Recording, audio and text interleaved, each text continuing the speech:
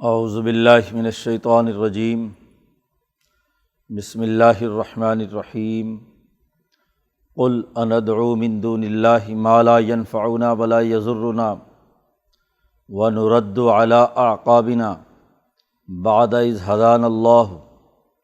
كالذي استهوته الشیطان في الارض حیران له اصحاب يدعونه الى الهدى ائتنا قل ان ھدی اللہ ھو الھدی وامرنا لنسلم لرب العالمین وان اقیموا الصلاة واتقوہ وہو الذی الیہ تحشرون وہو الذی خلق السماوات والارض بالحق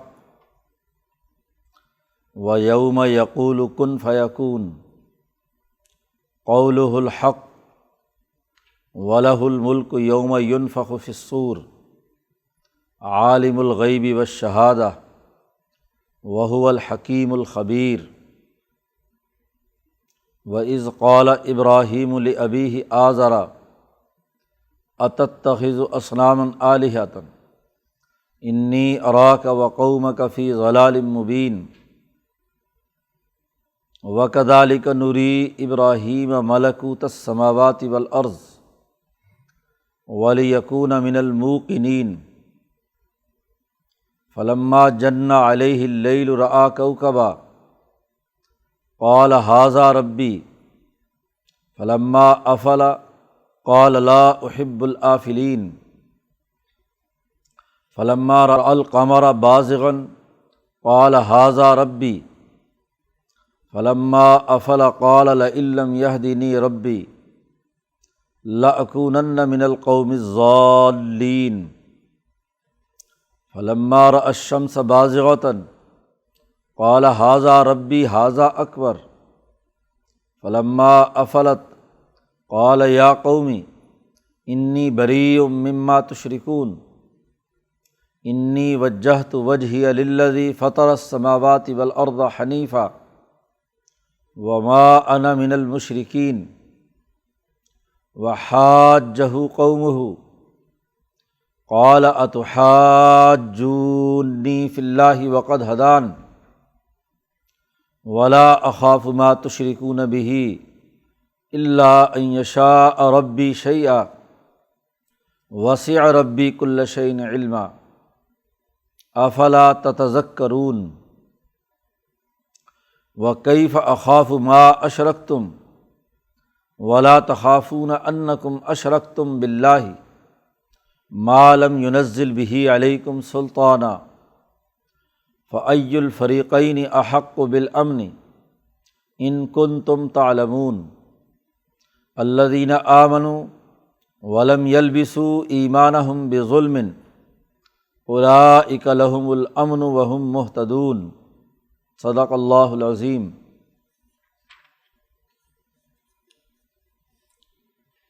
مکہ مکرمہ میں نازل ہونے والی یہ سورۃ الانعام، اس کا بنیادی موضوع ثنویت کا عقیدہ رکھنے والے فارسیوں، ایرانیوں یا بالفاظ دیگر سائبین جو اللہ کے مقابلے میں شریک ٹھہراتے تھے، دو خداؤں یا تین خداؤں، ان کو دعوت ابراہیمی ملت محمدیہ صلی اللہ علیہ وسلم کی طرف بلانا ہے، انہیں دعوت دینا ہے۔ تو اب تک اہم علمی سوالات قائم کر کے ان کو غور و فکر اور سوچنے کی دعوت دی گئی، اور سوالات پوچھے گئے کہ کیا وہ اللہ جو پوری کائنات پر گرفت رکھتا ہے، بندوں پر غالب ہے، وَهُوَ الْقَاهِرُ فَوْقَ عِبَادِهِ، کوئی پتا زمین پر گرتا ہے تو اس کے علم کے بغیر نہیں ہوتا، ہر چیز پر اس کی گرفت ہے، تو اس کے ساتھ تم ظلمتوں، اندھیروں کو یا اسی طریقے سے تثلیث یا کسی انسان کو اللہ کے برابر ٹھہراتے ہو، تو انتہائی یہ نامعقول بات ہے۔ تو اب تک تو اس سے پہلے رکوع میں جو گفتگو کی گئی ہے وہ اسی حوالے سے عقلی دلائل اور کائنات پر غور و فکر، گرد و پیش کائنات پر غور و فکر، تذکیر بآلاء اللہ کا تذکرہ کرتے ہوئے انہیں اب اس مرحلے تک لے آئے کہ واضح طور پر اللہ کی حکمرانی کا اور اس کی گرفت کا بتایا جائے، اور پھر ابراہیم علیہ السلام جو دنیا میں توحید کے اصل بانی ہیں، موحد اعظم ہیں، ان کے واقعہ کا تذکرہ کر کے یہ واضح کیا گیا ہے کہ کیسے وہ ان تمام کفر و شرک کے دائرے سے قوم کو نکال کر اللہ کی طرف لانے کا انداز و اسلوب ابراہیم کا کیا تھا۔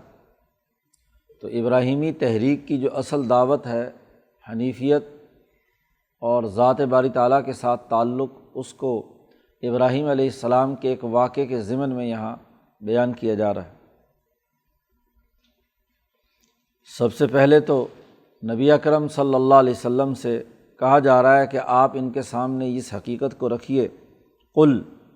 کہہ دیجیے اے محمد صلی اللہ علیہ وسلم، اندعو من دون اللہ، کیا ہم ایسے اللہ کو چھوڑ کر ان لوگوں کو پکاریں جو نہ ہمیں کوئی نفع پہنچا سکتے نہ ہمیں کوئی نقصان پہنچا سکتے، لا ینفعنا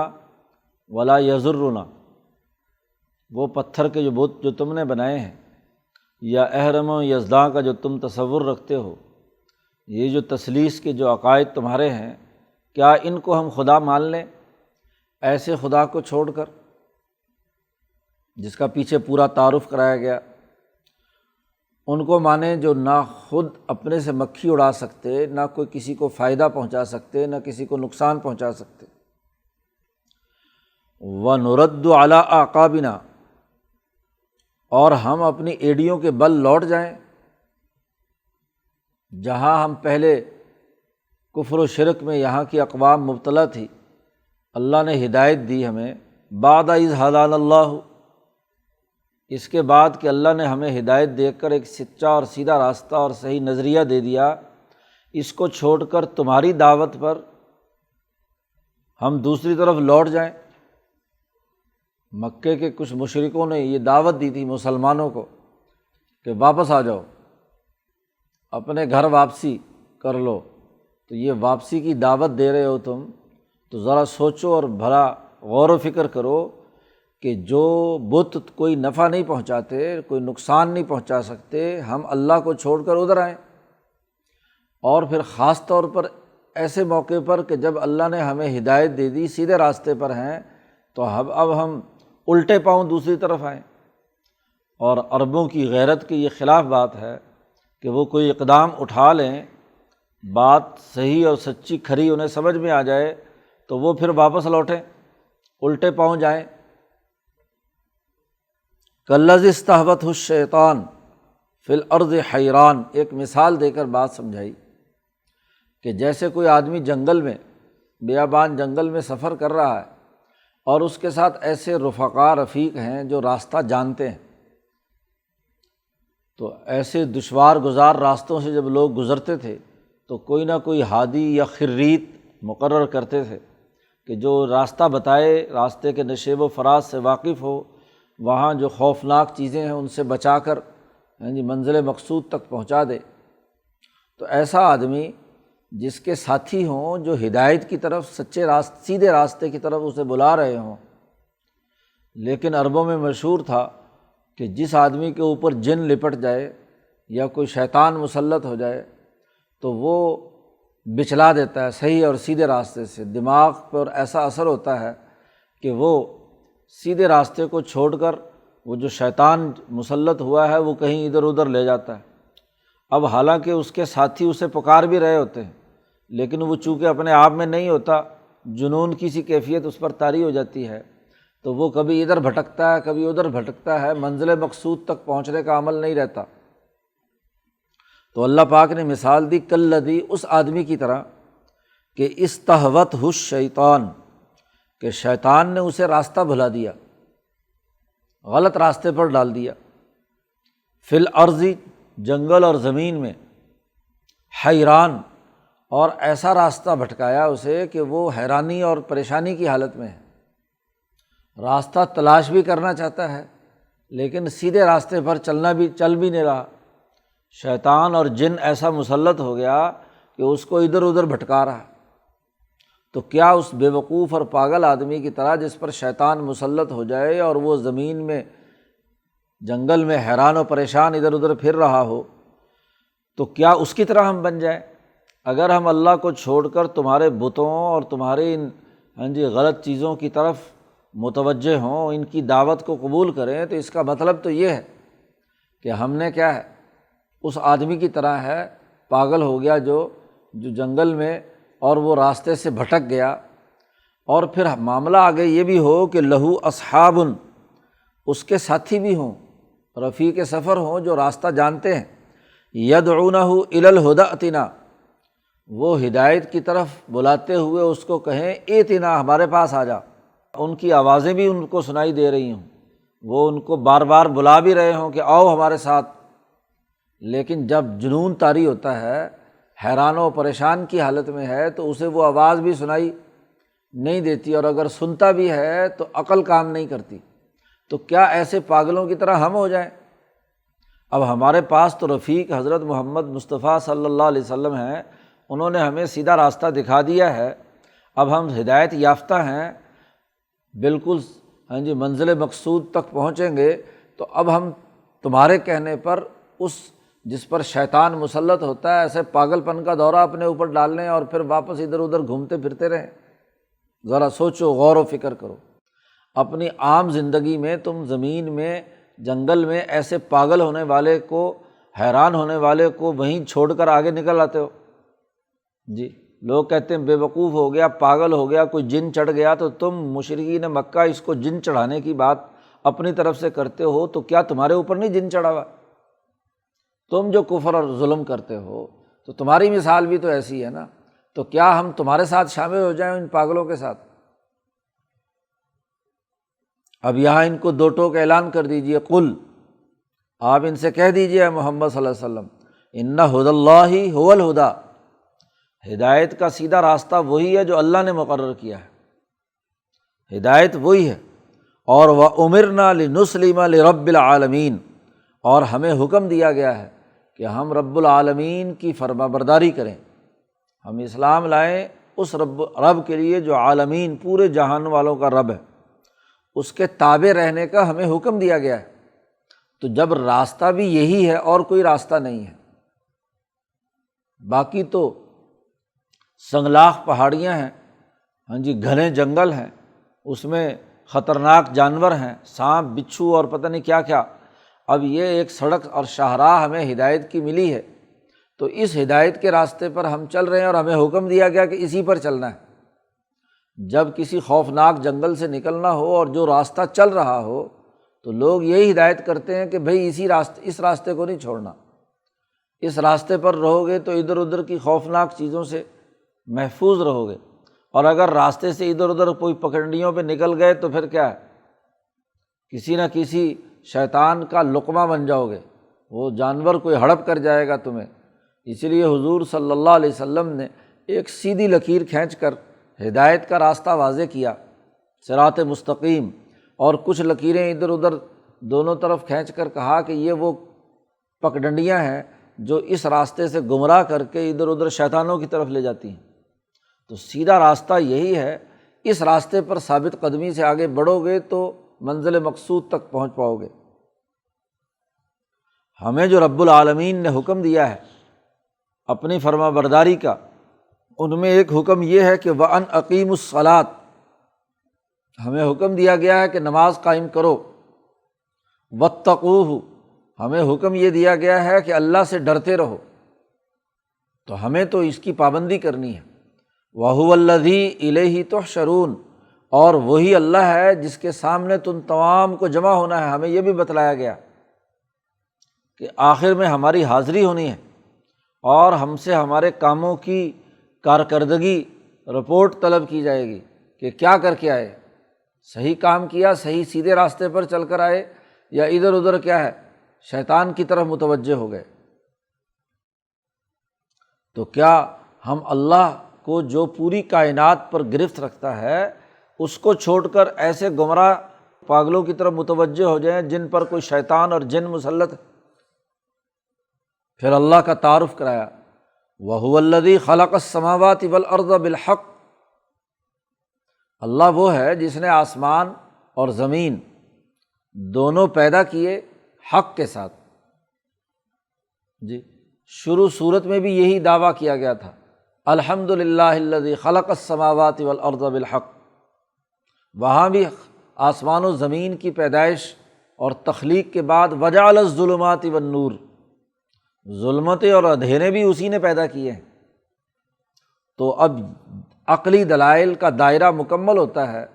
تو اب یہاں اس کے اختتام پر بھی یہ آیت لا کر کہا کہ وہی اللہ ہے جس نے آسمان و زمین پیدا کیے ہیں۔ وَيَوْمَ يَقُولُ كُن فَيَكُن، اور وہ حشر کا دن جس میں تم تمام کو جمع ہونا ہے، اس دن اللہ تعالیٰ کہے گا کن، ہو جاؤ۔ حشر کے میدان کو سجانے کا جیسے ہی اعلان کیا جائے گا تو فیکون ہو جائے گا۔ تو جس کی طاقت اور قدرت یہ ہے، آسمان و زمین کی تخلیق کا نظریہ تم بھی رکھتے ہو کہ اللہ نے ہی بنائی ہے، لیکن تخلیق کے بعد اگلا جو تدبیری نظام ہے تم اس کا انکار کرتے ہو، اس کے لیے کہتے ہو یہ چھوٹے چھوٹے بت اور ستونگڑے پیدا کر دیے گئے، یہ ان کے سپرد کر کے اللہ میاں نعوذ باللہ معذور ہو کر بیٹھ گئے۔ ایسا نہیں ہے، اس کی طاقت اور قدرت کا عالم یہ ہے کہ نہ صرف اس دنیا کا نظام بلکہ حشر کے میدان میں صرف ایک اشارہ ہوگا کہ بھئی حشر کا میدان لگنا چاہیے، اور فرشتہ یہ اعلان کر دے گا کہ ایھا العظام البالیہ واللحوم المتمزقہ ہلموا الی الرحمن، اے بوسیدہ ہڈیوں، اے ریزہ ریزہ ہونے والے گوشتوں اٹھو، ہاں جی، ہلموا الی الرحمن، رحمان کی طرف دوڑو۔ تو سب اپنی قبروں سے سر جھاڑتے ہوئے ایک اشارے پر،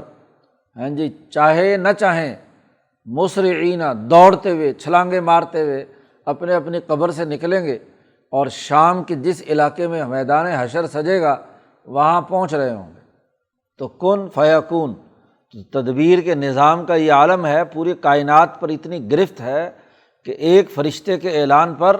تمام لوگ از خود اپنے اپنے علاقوں سے دوڑتے ہوئے اس میدان میں جمع ہو جائیں گے۔ قولہ الحق، اس اللہ کی بات بالکل برحق اور سچی ہے، اس میں کسی قسم کی جھوٹ یا نا انصافی یا ناحق کی کوئی بات نہیں۔ وَلَهُ الْمُلْک، اور اسی کی سلطنت اور حکمرانی ہے۔ اس دن جس دن سور پھونکا جائے گا، یوم ينفخ فی الصور، جب سور پھونکا جائے گا بادشاہی صرف اسی کی ہوگی، پوری کائنات تمام مخلوقات فنا کر دی جائیں گی، سب فنا کی گھاٹ اتر جائیں گے، حکمرانی صرف اسی کی ہوگی۔ عالم الغیب والشہادہ، اس کی طاقت اور قوت کا عالم یہ ہے کہ وہ اس کائنات کے تمام غیبی امور کا بھی عالم اور جاننے والا ہے، اور والشہادہ، اور یہاں جو ظاہری طور پر تمہیں نظر آ رہا ہے اس کا بھی عالم ہے۔ وَهُوَ الْحَكِيمُ الْخَبِيرُ،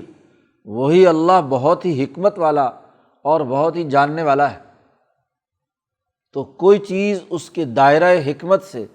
اور اس کے دائرہ خبر سے باہر نہیں ہے، مکمل گرفت اسی ذات باری تعالیٰ کی ہے۔ تو جو عقلی دلائل اور سوالات تھے وہ یہاں تک مکمل ہوتے ہیں، اور اب اس کے بعد ابراہیمی دعوت جو اصل ہے حقانیت کی، اس کی طرف دعوت دینا یہاں سے شروع کی ہے۔ جیسا کہ گزشتہ صورتوں میں قرآن حکیم کا انداز اور اسلوب رہا ہے کہ سورۃ البقرہ میں پہلے یہودیوں کی خرابیاں، ان کے دماغوں میں پنپنے والے فرسودہ خیالات، ان کی تردید اور ان کے چیلنج پیش کر کے ان کے کوئی ایسا شک و شبہ نہیں تھا جسے دور نہ کر دیا گیا ہو۔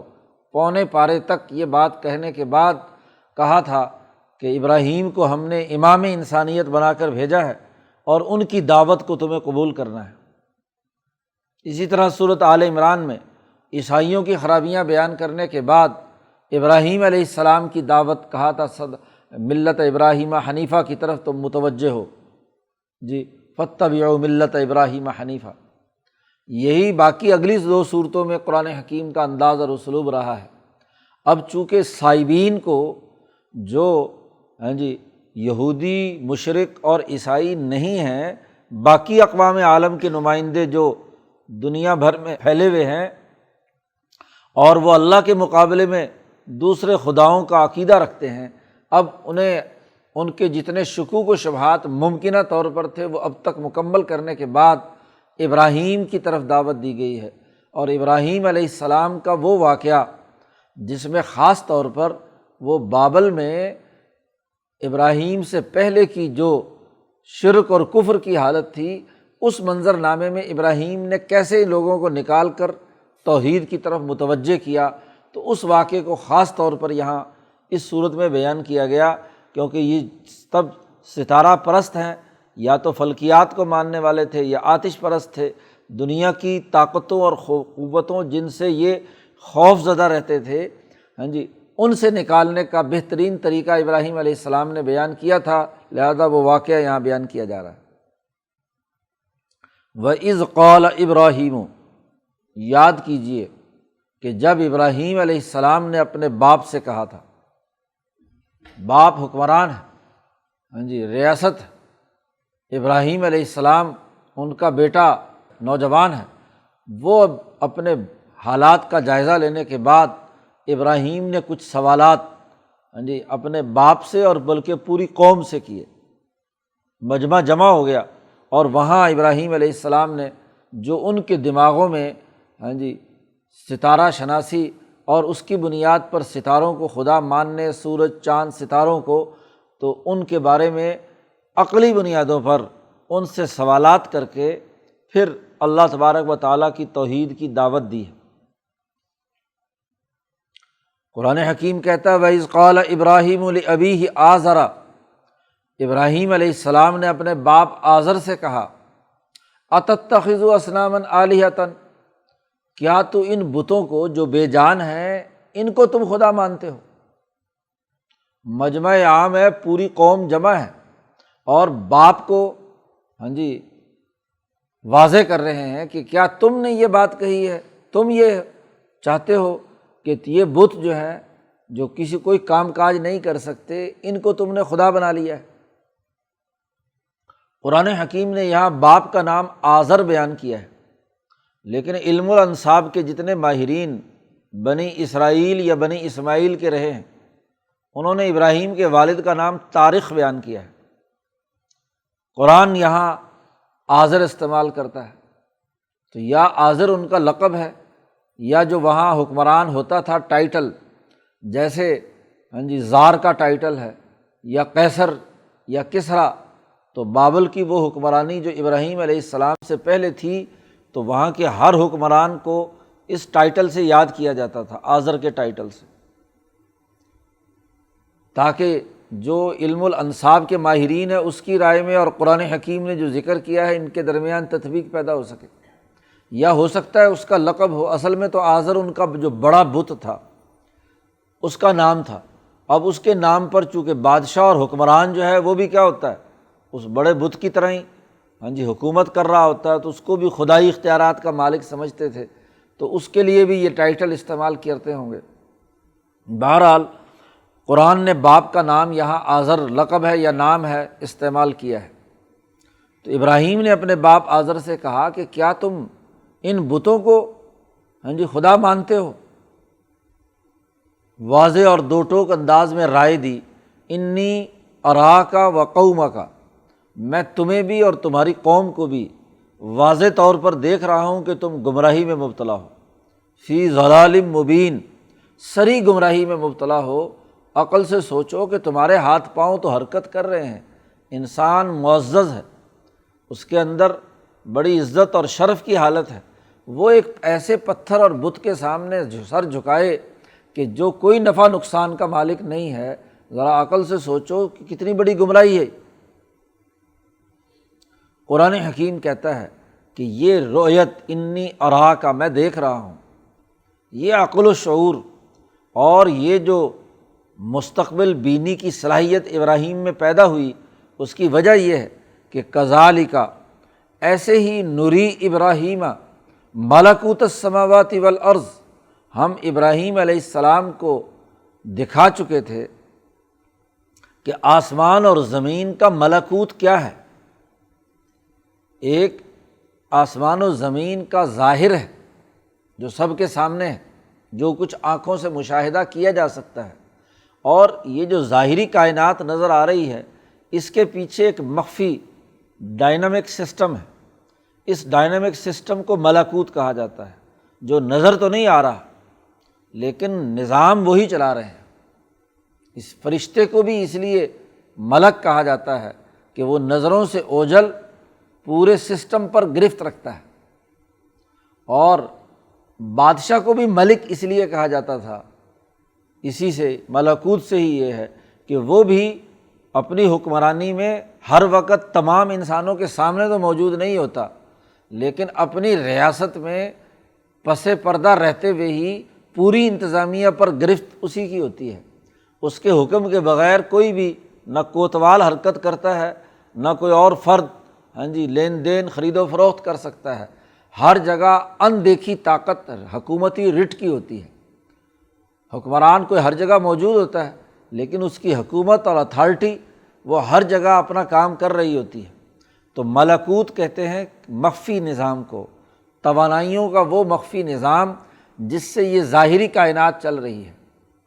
تو ہم نے ابراہیم کو مشاہدہ کروایا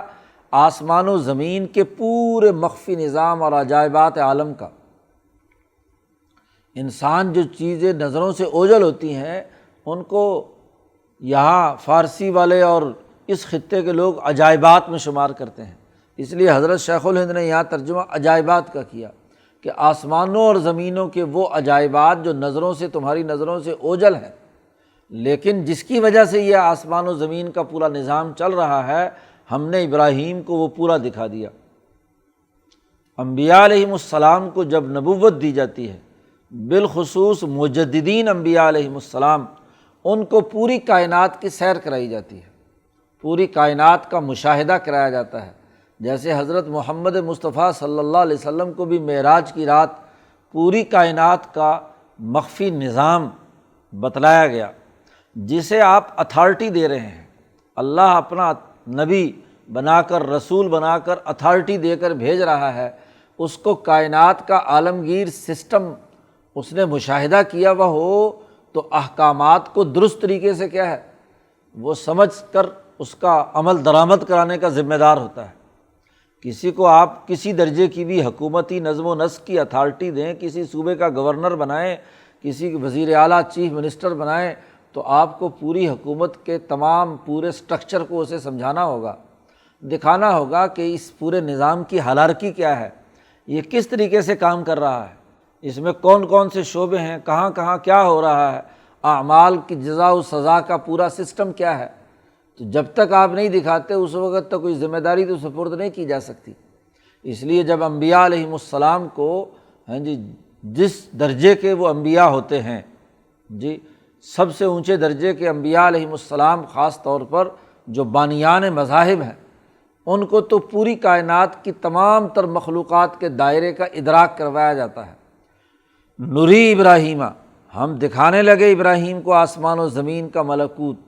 اور کس لیے؟ وَلِيَكُونَ مِنَ الْمُوقِنِينَ، تاکہ وہ یقین رکھنے والوں میں سے ہو جائے کہ یہ سسٹم، اس کے تمام کل پرزے کیسے کام کر رہے ہیں، اس کا یقینی مکمل مقام اس کو حاصل ہوتا ہے،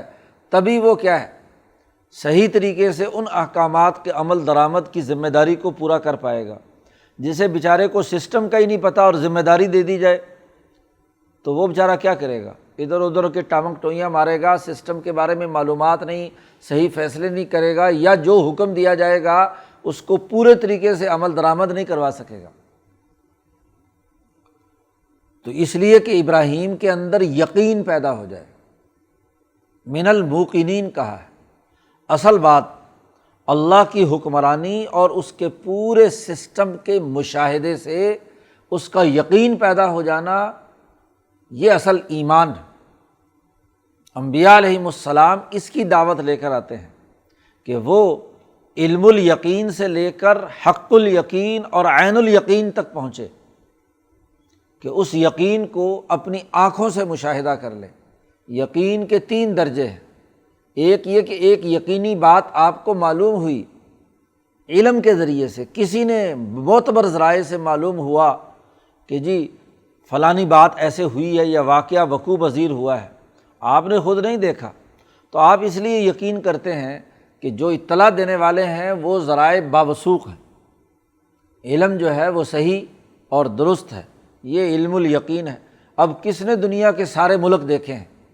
آپ کو بتلایا گیا کہ جی دنیا میں اقوام متحدہ سے جو رجسٹرڈ ملک ہیں وہ 192-93 کے قریب ہیں، تو آپ اس علم پر یقین رکھے ہوئے ہیں، علم الیقین کی بنیاد پر، کہ لوگ جھوٹ نہیں بول رہے۔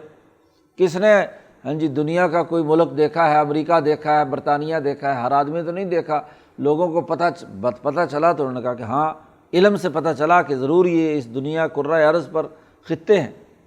چین ہے، روس ہے، فلاں ہے۔ تو علم جو ہے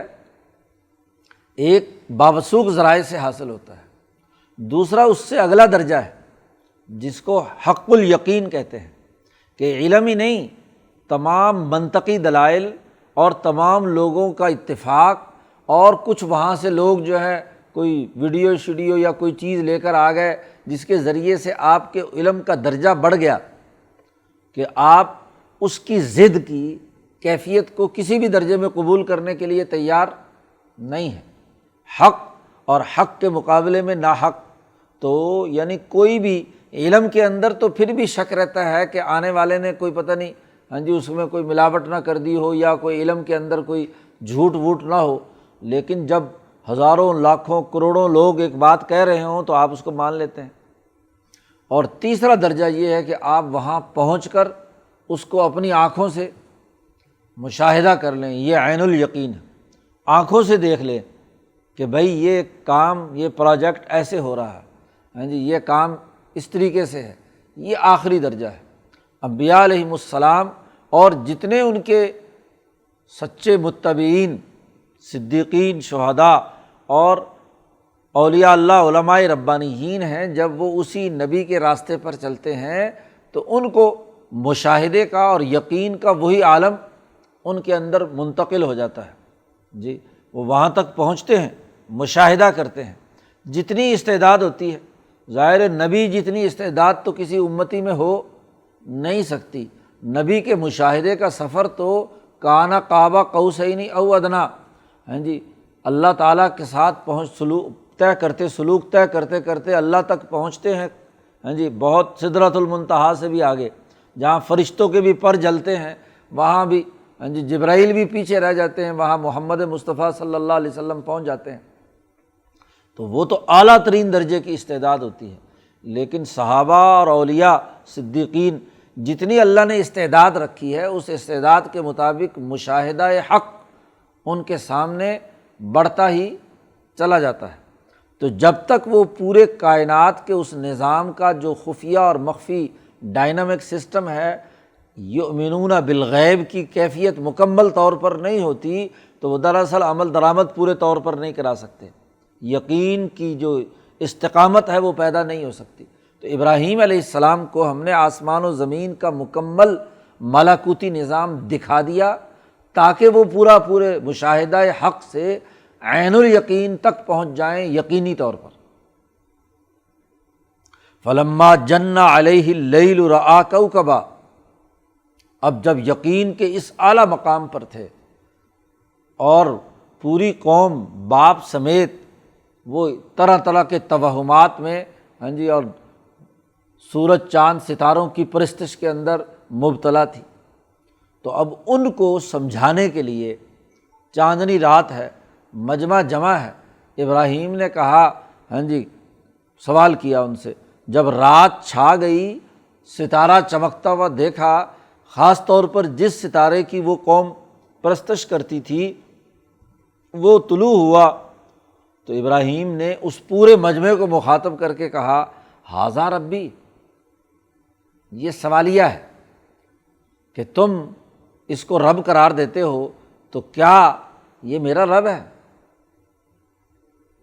غور و فکر کی دعوت کے لیے کہ چلو بالفرض تم یہ بات کہتے ہو تو میں سوال کرتا ہوں تم سے، یہ سوالیہ ہے، استفہامیہ ہے، یہ نہیں کہ یقین کے اس مقام پر پہنچ کر ابراہیم جو ہے ستارے کو اپنا رب قرار دے رہے ہیں۔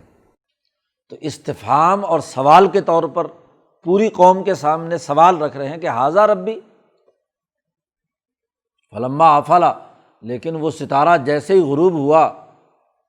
تو ابراہیم نے اعلان کر دیا کہ لا احب الافلین، جو غائب ہونے والے ہیں، غروب ہونے والا ہے، اسے میں کیسے پسند کروں؟ بھائی کائنات اس وقت بھی چل رہی ہے اور اس وقت ستارہ منظر عام پر نہیں ہے، تو کون چلا رہا ہے؟ غور و فکر کی عقلی دعوت دی انہیں کہ اگر یہ ستارہ ہی نظام چلا رہا ہے، یہی رب ہے، سسٹم اس نے چلانا ہے، تو اب ستارہ غائب ہو گیا اور سسٹم موجود ہے، تم زندہ موجود ہو، آسمان و زمین اسی طرح قائم ہیں، تو اس کا مطلب یہ ہوا کہ یہی خدا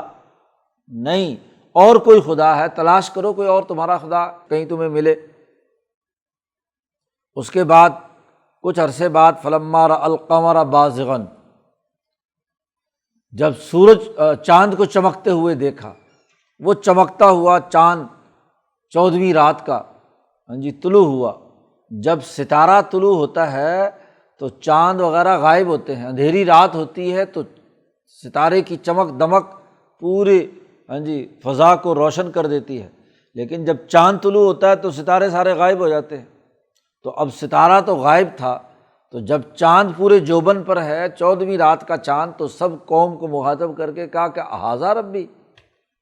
یہ میرا رب ہے۔ وہ تو کتنی دیر رہنا تھا، ذرا ایک رات،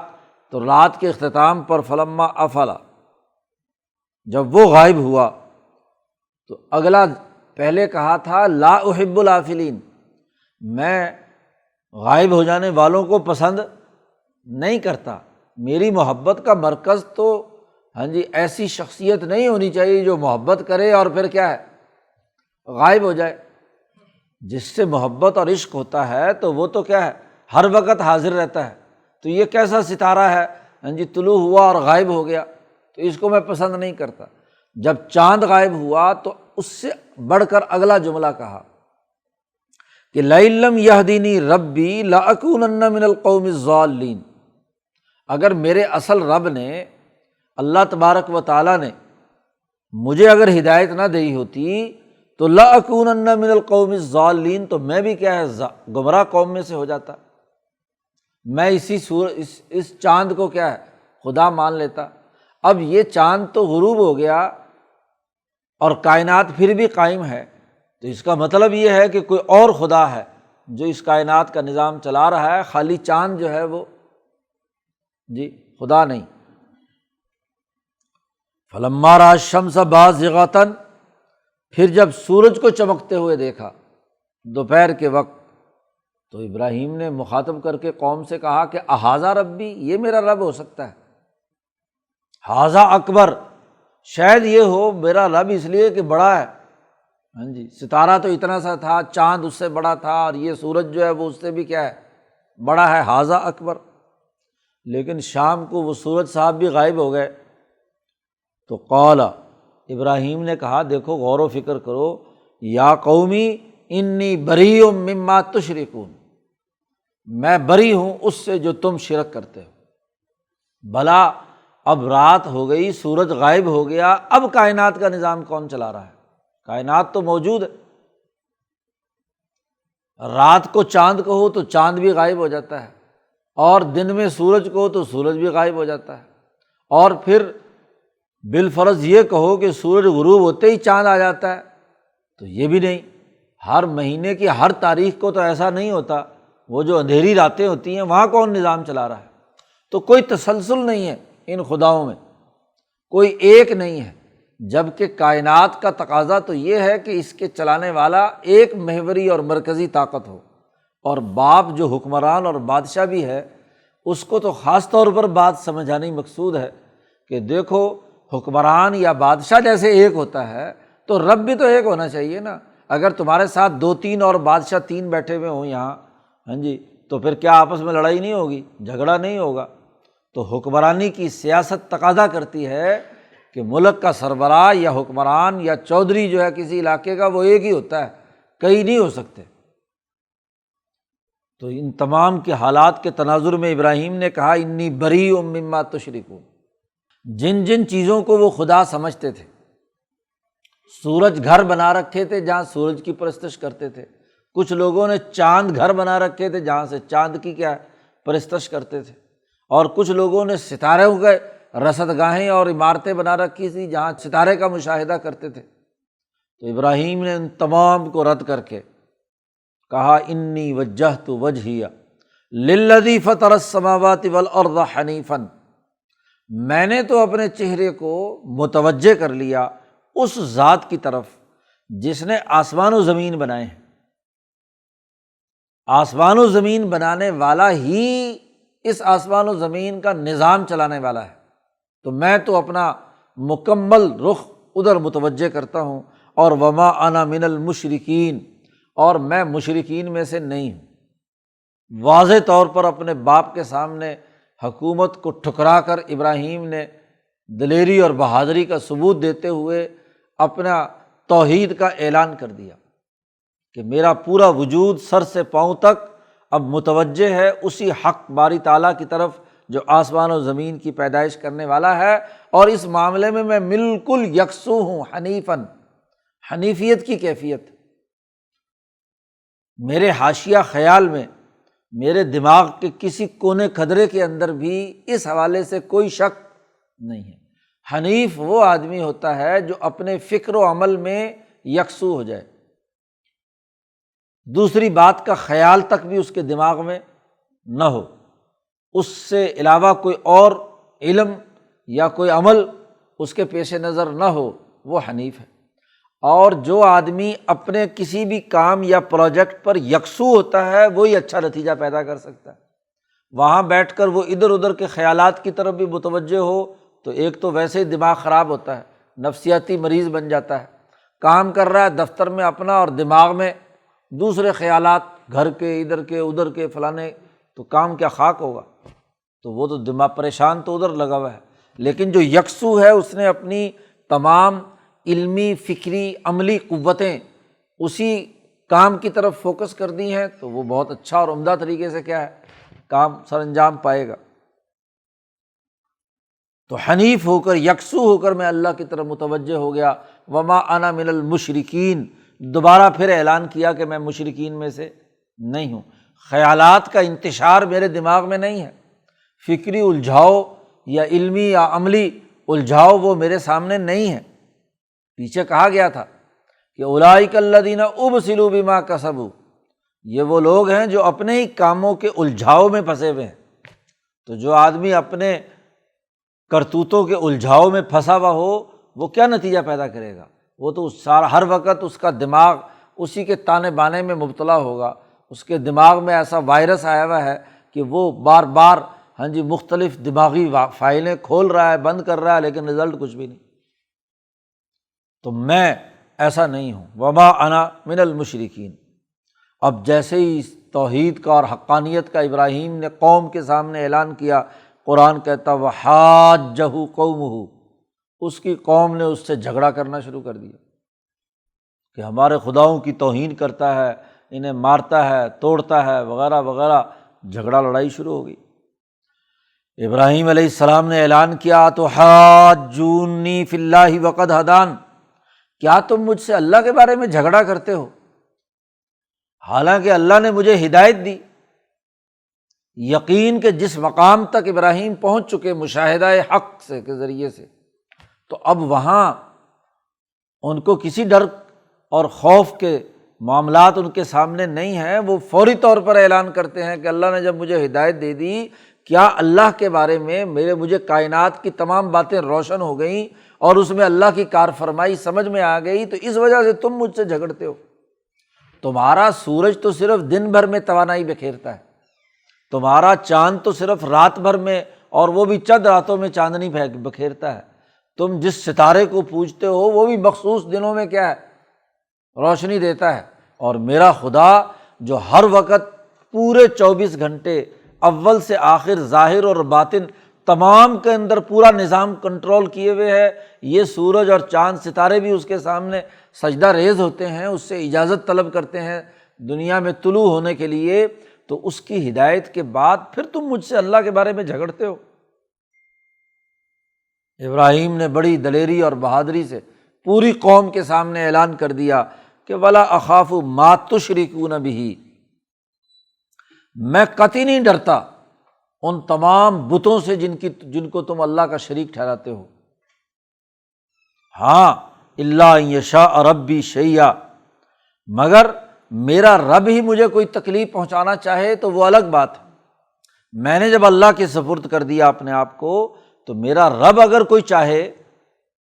تو رب کے چاہنے کو تو کوئی روک نہیں سکتا، لیکن میں تمہارے خداؤں سے ڈرنے والا نہیں ہوں۔ وسع ربی کل شیء علما، میرے رب کا علم ہر چیز پر کیا ہے؟ وسیع۔ افلا تتذکرون، کیا تم غور و فکر نہیں کرتے، نصیحت حاصل نہیں کرتے؟ اور عجیب بات ہے، کیف اخاف ما اشرکتم، میں کیسے ڈروں تمہارے ان بتوں سے جن کو تم شریک ٹھہراتے ہو اللہ کا، ولا تخافون، تم نہیں ڈرتے، انکم اشرکتم باللہ، کہ تم اس کائنات کا نظام چلانے والے حقیقی رب اللہ تبارک و تعالیٰ کا شرک کرتے ہوئے تم تو ڈرتے نہیں۔ تم یہ غائب ہونے والے خدا جن کو تم نے خدا کا درجہ دیا ہے، سورج چاند ستارے، ان کو اللہ کا شریک ٹھہراتے ہوئے تو تمہیں شرم نہیں آتی، تم تو ڈرتے نہیں، تو میں کیسے ڈروں تمہارے ان غائب ہونے والے خداؤں سے یا تمہارے سے، کہ جی اب تم نے سورج دیوتا کا انکار کر دیا تو یہ تمہیں جلا کر بھسم کر دے گا، یہ تم نے چاند دیوتا کا انکار کر دیا تو اس کی توانائی تمہیں ادھیڑ کر رکھ دے گی، اور یہ ستارے کی مخالفت سے تمہارے لیے نقصان پہنچے گا، تو کیسے نقصان پہنچے گا؟ جو اصل ذات باری تعالیٰ ہے اس سے تم تو ڈرتے نہیں ہو، اور مجھے کہتے ہو کہ جو اس کے مقابلے میں یہ جعلی بت تم نے بنا رکھے ہیں، خدا بنا رکھے ہیں، میں ان سے ڈروں؟ کیسے ڈروں؟ کیف اخاف ما لم ينزل به علیکم سلطانہ، تم نے جو یہ خدا بنائے ہوئے ہیں اس پر کوئی دلیل تمہارے پاس نہیں ہے، کوئی چیز نازل نہیں کی گئی بطور دلیل کے کوئی ثبوت ہو، یہ ثبوت تو تمہارے سامنے ہو چکا کہ یہ جوبن پر تھے اور پھر غائب ہو گئے، تو کیا غائب ہونے والا بھی خدا ہو سکتا ہے؟ قرآن حکیم کہتا ہے، ابراہیم نے کہا فَأَيُّ الْفَرِيقَيْنِ أَحَقُّ بِالْأَمْنِ، ان دونوں جماعتوں میں سے امن کا مستحق کون ہوگا؟ جس کا تعلق اس خدا سے ہے کہ وہ 24 لمحے کے ہر سیکنڈ میں ہر انسان کی پشت پر ہے، جو اس کو ماننے والا ہے اس کو امن دینے والا ہے، یا وہ سورج چاند ستارے جو ایک وقت کے لیے توانائی بکھیرتے ہیں اور پھر غائب ہو جاتے ہیں؟ تو دونوں فریقوں میں سے کون زیادہ امن میں رہے گا؟ زیادہ سے زیادہ بالفرض تمہاری بات بھی مانی جائے تو سورج تمہیں توانائی یا امن دیتا ہے صرف جب تک سورج نکلا ہوا ہے، بادل آ جائیں تو اس کی توانائیاں بھی ختم ہو جاتی ہیں، اور رات چھا جائے تو وہ اس کی ساری روشنیاں ختم ہو کر رہ جاتی ہیں۔ یہی حال چاند کا ہے، یہی حال ستارے کا ہے۔ تو دونوں جماعتوں میں سے دیکھو کہ کون زیادہ حقدار ہے۔ ان کنتم تعلمون، اگر تم کوئی علم رکھنا چاہتے ہو، جہالت کے دائرے سے نکل کر علم کے دائرے میں آنا چاہتے ہو، شعور کے دائرے میں آنا چاہتے ہو، تو ذرا فرق دیکھو دونوں کے درمیان۔ الذین آمنوا، جو لوگ ایمان لائے، ولم یلبسوا ایمانہم بظلم، چونکہ پیچھے بات یقین کی چل رہی تھی، یہاں حضرت شیخ الہند رحمۃ اللہ علیہ نے ایمان کا ترجمہ ایمان نہیں کیا، یقین سے کیا ہے، کہ وہ لوگ جو اللہ کی اس کائنات پر گرفت اور اس کی ربوبیت کا یقین رکھنے والے ہیں، ولم یلبسوا ایمانہم بظلم، اور انہوں نے اپنے اس یقین کے اندر کسی قسم کی کمی اور کوتاہی نہیں کی، کوئی نقصان یا ظلم نہیں کیا۔ بظلم کہا ہے، نکرہ ہے جو تعظیم کے لیے آیا، بڑا ظلم۔ اور بڑا ظلم کیا ہے؟ جب یہ آیت مبارکہ نازل ہوئی تو صحابہ نے حضور صلی اللہ علیہ وسلم سے عرض کیا کہ اینا لم یظلم، ہم میں سے کون ایسا آدمی ہے جس نے اپنی زندگی میں کوئی کوتاہی نہ کی ہو، ظلم نہ کیا ہو؟ یہ تو قرآن نے بڑی کڑی شرط عائد کر دی کہ ایمان لائے اور اس سے کبھی ظلم کا صدور نہ ہوا ہو۔ انہوں نے ظلم نکرہ عموم کے معنی میں، چھوٹے سے چھوٹے ظلم کے معنی میں اسے استعمال کیا، جو عربوں کا دستور ایک قاعدہ اور ضابطہ تھا کہ نکرہ جو عموم پر دلالت کرتا ہے اور ہر چھوٹی سے چھوٹی جو خرابی ہے، ہاں جی، اس کو بھی ظلم سے تعبیر کیا جاتا ہے۔ نبی اکرم صلی اللہ علیہ وسلم سے جب سوال کیا تو آپ صلی اللہ علیہ وسلم نے قرآن کی دوسری آیت پڑھ کر فرمایا کہ ان الشرک لظلم عظیم۔ یہاں ایمان کے مقابلے پر جس ظلم کی بات ہو رہی ہے اس سے مراد شرک ہے، تو یہاں ظلمین کی جو تنوین ہے یہ عمومی نکرہ کے لیے نہیں بلکہ تعظیم بڑے ظلم کے لیے ہے۔ تو یہ بھی عربوں کے ہاں، ہاں جی، عربی میں یہ ہاں جی اس طرح استعمال کیا جاتا ہے۔ تو بظلم، اب اگر ظلم سے مراد شرک ہو اور ادھر سے کیا ہے ایمان کا ترجمہ کیا جائے کہ انہوں نے اپنے ایمان میں شرک شامل نہیں کیا، تو ایک طرف عام آدمی ہاں جی ترجمہ کرتے وقت کہ ایک طرف اس کو ایمان والا کہہ رہے ہیں اور ایک طرف اس کو مشرک کہہ رہے ہیں، تو دونوں چیزیں جمع کیسے ہوں گی؟ اس لیے حضرت نے یہاں ایمان کا ترجمہ کرنے کے بجائے ترجمہ کیا یقین کا، کہ جن کے یقین میں کسی قسم کا ظلم یا کمی یا کوتاہی نہیں ہوئی، اور ظلم کا ترجمہ کیا کوتاہی، تو شرک بڑی کوتاہی ہے۔ تو پوری جامعیت کے ساتھ تمام مطالب اور مفاہیم حضرت نے اپنے ترجمے میں سمیٹ لیے کہ وہ لوگ جو یقین لائے اور اپنے اس یقین میں کسی قسم کا کوئی نقصان نہیں کیا، کوئی کوتاہی نہیں کی، لم یلبسوا ایمانہم بظلم۔ اب ظاہر ہے کہ لوگ یقین اپنی اپنی استعداد کے مطابق رکھیں گے نا۔ ابراہیم کا یا انبیاء کا جو درجہ یقین ہے وہ تمام امتیوں کا تو نہیں ہو سکتا، یا اولو العزم اولیاء اللہ صحابہ کا جو یقین کا مقام ہے وہ باقی عام مسلمان کا نہیں ہو سکتا۔ تو جس آدمی میں جس درجے کی یقین کی صلاحیت ہے تو وہ یقین لائے اور اپنے یقین میں کوئی نقصان اور کمی نہ کرے،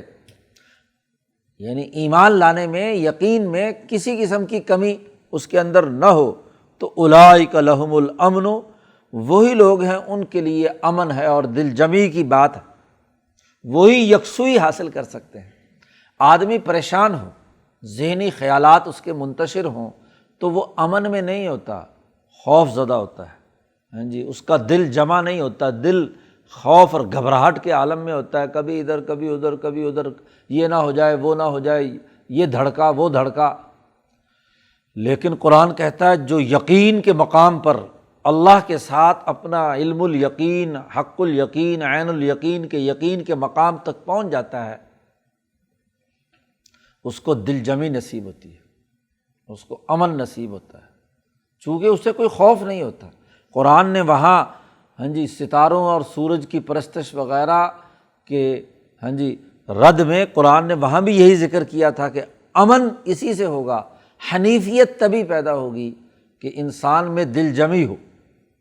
اس بات پر انسان یکسو ہو کر اس کا دل جم جائے۔ تو یہ دل جمعی بہت اونچی بات ہے، صوفیہ کے ہاں تو یہ بہت اونچا مقام ہے کہ انسان ہاں جی اس کے اندر دل جمی پیدا ہو جائے، خوف کی حالت، انتشار ذہنی کی حالت، خیالات کے بکھرنے کی حالت اس میں سے ختم ہو جائے۔ تو اولئک لہم الامن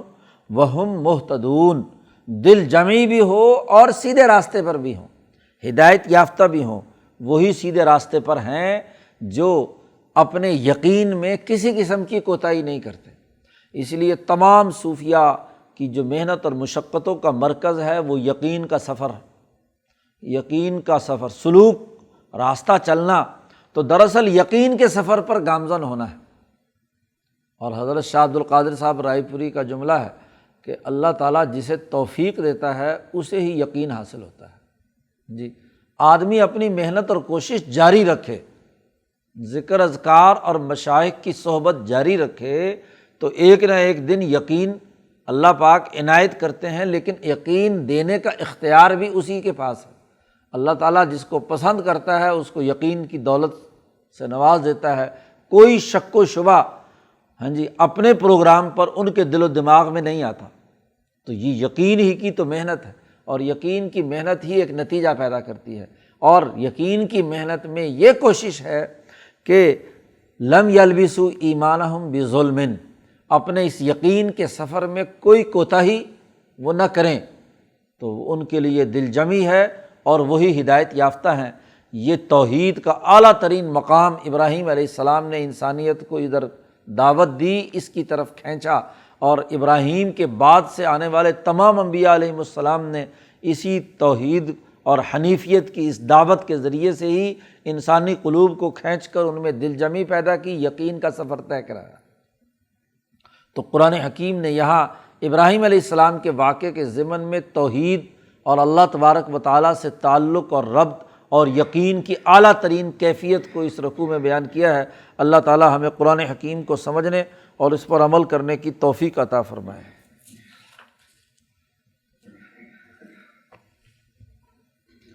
اللہم صلی اللہ